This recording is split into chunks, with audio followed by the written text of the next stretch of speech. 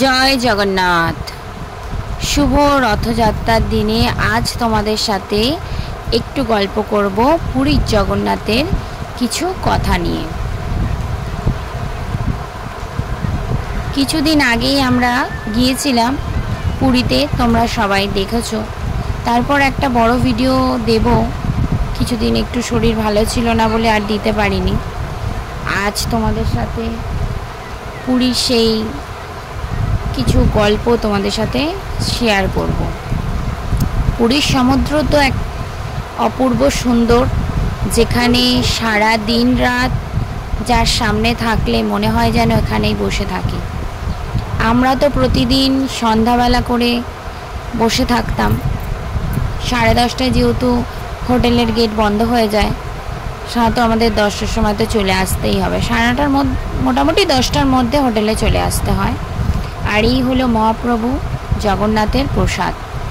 আমাদের কপালটা এত ভালো ছিল, আমরা প্রথম যেদিন যাই তার পরের দিনই আমরা পুজো দিতে গিয়েছিলাম। সেদিন একাদশী ছিল, মঙ্গলবার। একাদশীতে যখন পুজো দিতে যাই, সেদিনকে জগন্নাথ মন্দিরের বাইরে জুতো সব কিছু দেখছি পান্ডারা নিয়ে রাখছে টাকার বিনিময়ে, কিন্তু আমরা জানতাম না যে ভিতরে ফ্রিতে জুতো, ফোন রাখা যায়। এবং না জানার কারণেই আমরা চলে বাইরে, কার্তিক আর আমার ভাই ছিল দাঁড়িয়ে, আমরা গিয়ে পুজো দিয়ে এসেছি, মানে যেমনভাবে সাধারণ মানুষ পুজো দেয়। আর তার পরের দিন দেখতে পাচ্ছ এই যে ধুতিবাবুটা, আমরা পরের দিন গিয়েছিলাম এমনি ঘুরতে, সাইট সিন দেখবো বলে। কার্তিকেরই কিছু বন্ধুরা গিয়েছিল, তাদের সাথে আমরা গেছি। গিয়ে এবার ও হাফ প্যান্ট পরে যেহেতু গেছে, এখন বর্তমানে হাফ প্যান্ট, ছোটো জামা প্যান্ট পরে মন্দিরে প্রবেশ নিষেধ। আর এটা হচ্ছে মন্দিরের রন্ধনশালা। সেদিনকে আমরা পুরো মন্দিরটাকে খুব সুন্দরভাবে দর্শন করলাম আর পুরোহিতের কাছ থেকে অনেক কিছু জানতে পারলাম। এই যে জগন্নাথের যে রান্নাশালা, সেই রান্নাশালার মধ্যে যে সমস্তগুলো রান্না হয়, মানে প্রচুর সবজি, বস্তা বস্তা। আর এখানের একটা জিনিস কি, বংশ পরম্পরায় সমস্ত কাজ হয়ে আসে। আর সেই যেদিন আমরা গিয়েছিলাম সেদিনকে দেখছে তোমরা খুব সাজো সাজো রথ দেখলে না পুরীর জগন্নাথ মন্দির।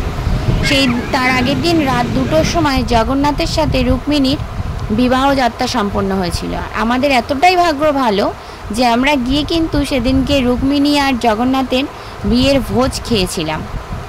আর প্রথম দিন তো অনেক সাজুগুজু করে গিয়েছিলাম, কিন্তু সাজুগুজু করে জগন্নাথের সেইভাবে পুজো দিতে পারিনি। কিন্তু তার পরের দিন মন শান্তি হয়ে গিয়েছিল। এবং এমনকি জগন্নাথের যে সমাধি স্থান আছে, ভিতরে তো ফোন অ্যালাউ নেই, তাই তোমাদেরকে দেখাতে পারলাম না। তোমরা যদি পুরীতে যাও তখন গিয়ে সবাই ঘুরে এসো জগন্নাথের সমাধি স্থান, আরও সব কিছু। 2034 সালে পুনরায় জগন্নাথ দেবের আবার সমাধি দেওয়া হবে। কারণ যে বছর আষাঢ় মাস মল মাস পড়ে, মানে 2টো মাস একসাথে, সেই বছরই আবার জগন্নাথকে পুনরায় নতুন কাঠ দিয়ে তৈরি করে সেখানে নতুন করে জগন্নাথের প্রাণ প্রতিষ্ঠা করে তাকে পুনরায় সিংহাসনে বসিয়ে তারপর পুরনো জগন্নাথকে সমাধি দেওয়া হয় আর নতুন জগন্নাথকে বেদিতে বসিয়ে প্রাণ প্রতিষ্ঠা করা হয়। এছাড়াও নানান পুরীর অলৌকিক কিছু ঘটনা তোমাদের সাথে শেয়ার করব। তোমরা যদি আমাদের চ্যানেলটার পাশে থাকো, লাইক কমেন্ট শেয়ার করে দাও, তাহলে আরও নতুন নতুন ভিডিও তোমরা পাবে। আমাদের পাশে থেকো এইভাবে, আর সবাই ভালো থেকো, সুস্থ থেকো, আমাদের ভিডিওগুলো দেখতে থাকো। আজকে ভিডিওটা এই পর্যন্ত রইল, টাটা। আবার দেখা হচ্ছে অন্য কোনো ভিডিওতে।